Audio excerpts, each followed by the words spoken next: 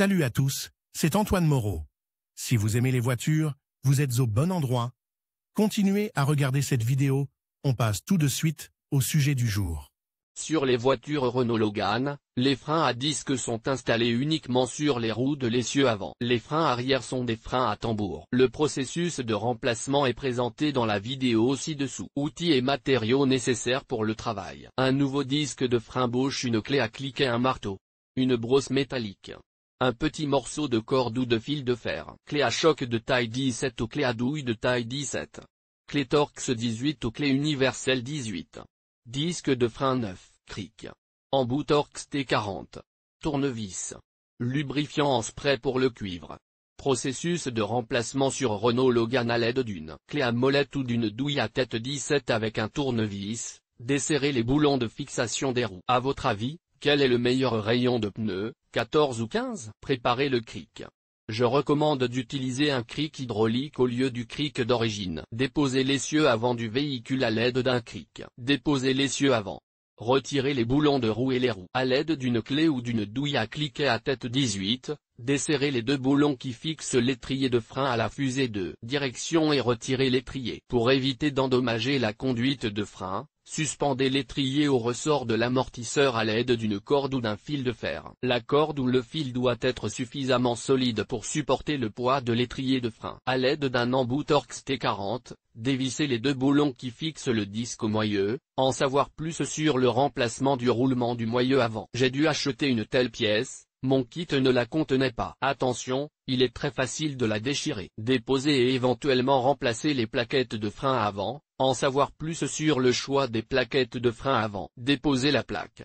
C'est généralement difficile à faire, comme le disque chauffe pendant le fonctionnement, il finira par coller au moyeu. Si le disque ne se détache pas, tapez doucement sur la zone de montage du moyeu de la roue avec un marteau et essayez à nouveau de retirer le disque. Si le disque ne peut pas être retiré de cette manière, revissez les boulons de l'étrier et serrez-les fermement. Lorsqu'ils sont serrés, les boulons s'appuient sur la surface du disque du côté opposé et compriment le disque. Utilisez une brosse métallique pour poncer la surface du moyeu où repose le disque. Plus d'informations sur le remplacement du moyeu arrière. Lubrifiez le siège du disque avec une petite quantité de graisse. Installez le nouveau disque de frein et boulonnez-le. Le tour est joué.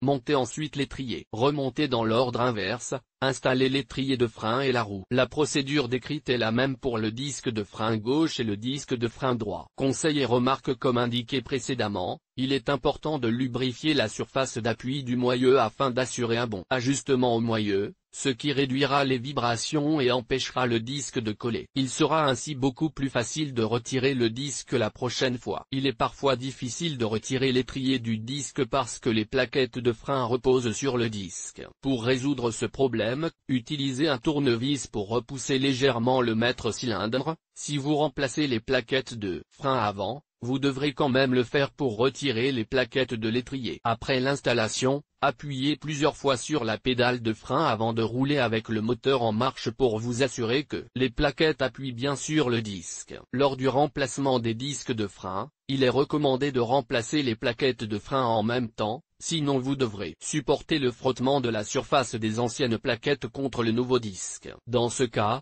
avant de retirer l'étrier, retirez d'abord les anciennes plaquettes de frein et nettoyez le siège des plaquettes de frein à l'aide d'une brosse métallique. En même temps, vous pouvez nettoyer et lubrifier les guides de l'étrier. Quand faut-il changer les disques de frein? Sur la base de l'inspection et du diagnostic du système de freinage, la nécessité d'un remplacement est déterminée dans les cas suivants. Différents types de dommages sur le disque. Si la surface du disque présente des rayures, des coupures ou des fissures, il convient de le remplacer. Si le disque est déformé et que des rainures sont visibles en raison de l'usure inégale des plaquettes de frein, rebondissement du volant ou de la pédale de frein, clique-t-il lors du freinage. Ce phénomène est généralement causé par les deux premiers points et indique la nécessité d'un diagnostic urgent des freins. L'épaisseur du disque est inférieure à la valeur minimale autorisée. Pour les voitures équipées de moteurs K7J et K7M, elle est de 10,6 mm, et de 20,7 mm pour les K4M. Même si un seul disque est hors tolérance, les deux disques doivent être remplacés. Mesurez l'épaisseur à l'aide d'un pied à coulisse et en plusieurs endroits.